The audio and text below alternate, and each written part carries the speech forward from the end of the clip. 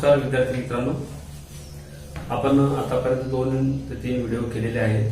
त्यामध्ये संविधानाची वाटचाल आणि निवडणूक प्रक्रिया या संदर्भात आपण माहिती पाहिली. तर आज आपण राजकीय पक्ष हे राज्यशास्त्राचं 3रं प्रकरण आहे, त्या बाबतीत आपण आज माहिती अभ्यासणार आहोत. निवडणूक प्रक्रियेचे स्वरूप आपण समजून घेतलं. त्यानंतर सामान्य जनता, लोकशाही, प्रतिनिधित्व आणि निवडणुका या सर्वांना जोडणारा सर्वात महत्वाचा दुवा म्हणजे राजकीय पक्ष असतो. आपण राजकारणाविषयी जे ऐकतो अथवा वाचतो ते बरेचसे पक्षाशी संबंधित असतं.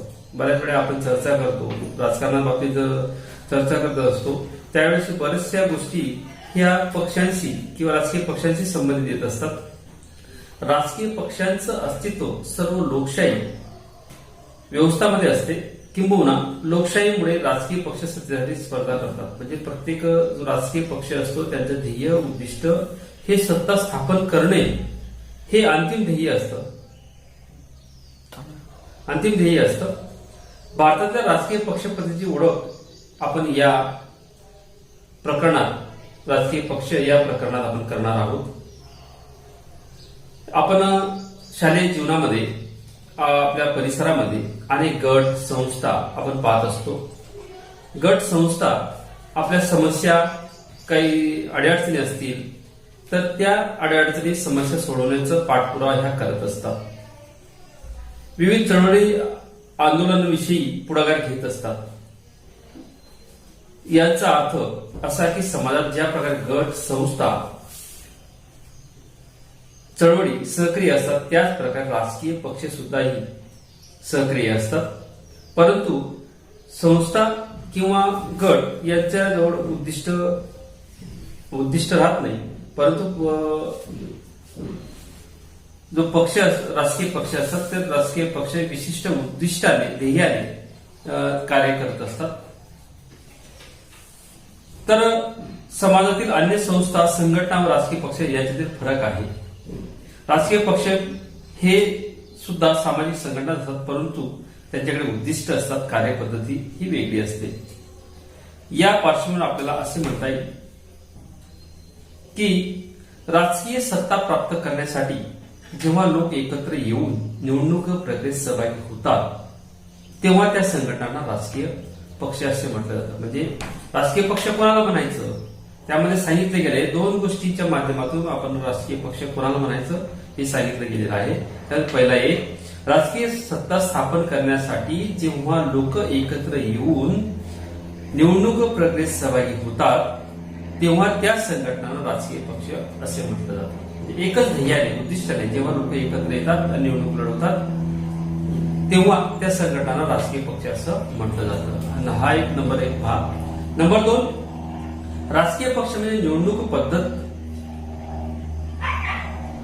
राजकीय पक्ष म्हणजे निवडणूक लढवून ती जिंकण्यासाठी व त्यानंतर सत्ता मिळून आपल्या पक्षाचे शासन स्थापन करणाऱ्या लोकांचा गट म्हणजे राजकीय पक्ष. म्हणजे निवडणूक लढवून सत्ता स्थापन करून त्या ठिकाणी शासन व्यवस्था निर्माण करण्याचं काम ज्यावेळेस विशिष्ट गटाकडून केलं जातं त्यावेळेस त्या गटाला राजकीय पक्ष असं म्हटलं जातं.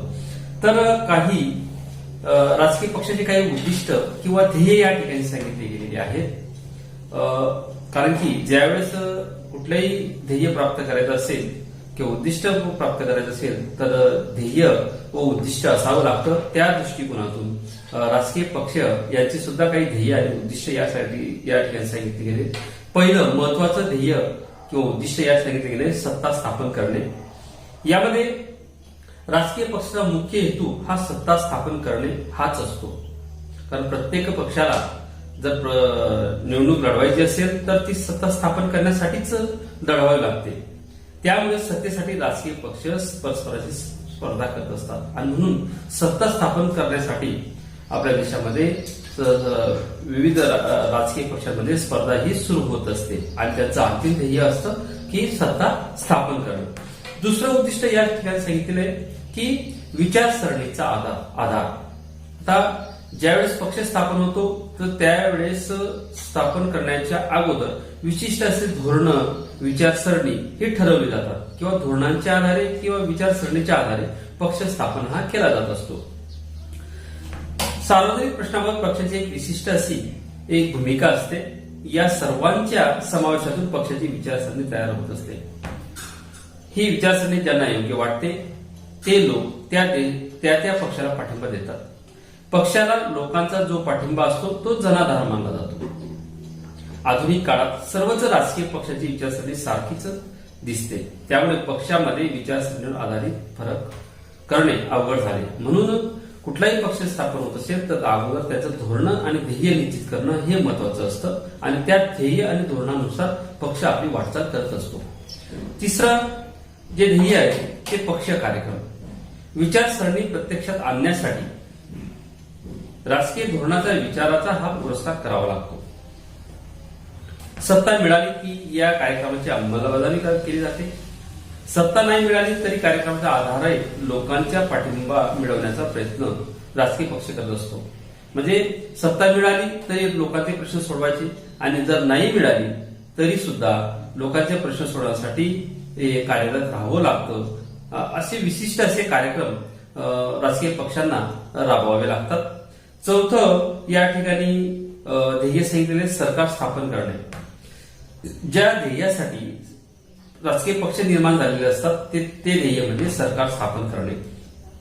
राजकीय पक्ष सरकार स्थापन करतात आणि देशाचा राज्यकारभार करतात. म्हणजे जेव्हा निवडणुका घेतल्या जातात, निवडणुका घेतल्यानंतर ज्या पक्षाला बहुमत मिळतं तो पक्ष त्या ठिकाणी आपली सत्ता स्थापन करत असतो आणि सत्ता स्थापन केल्यानंतर राज्यकारभार ते करत असतात. अर्थात हे कार्य निवडणुकीत बहुमत मिळाल्यानंतरच होत असतं.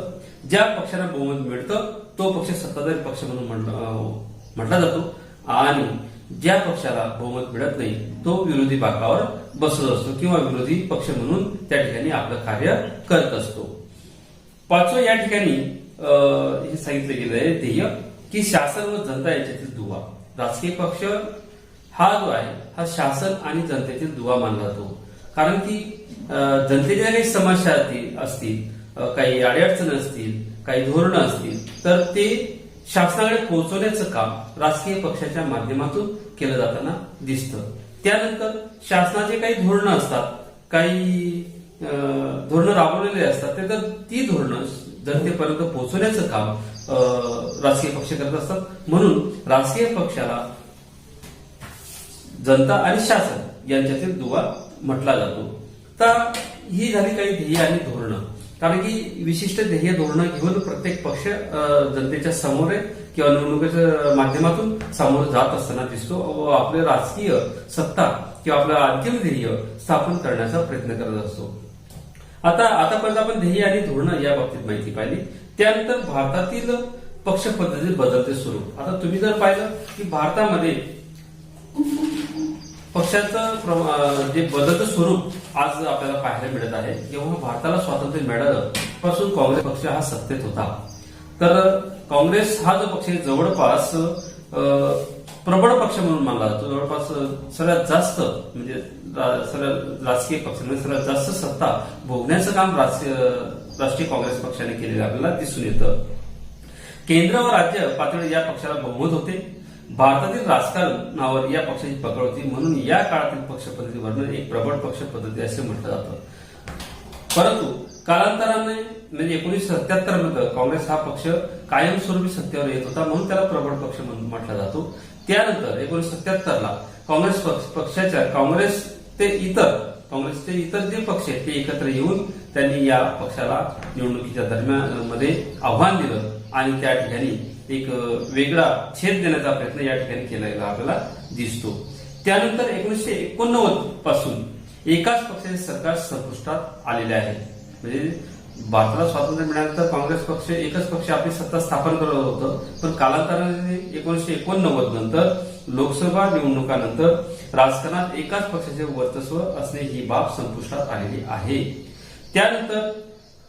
त्यानंतरच्या काळात अनेक पक्षांनी एकत्र येऊन आघाडीचं सरकार स्थापन केलेलं आहे.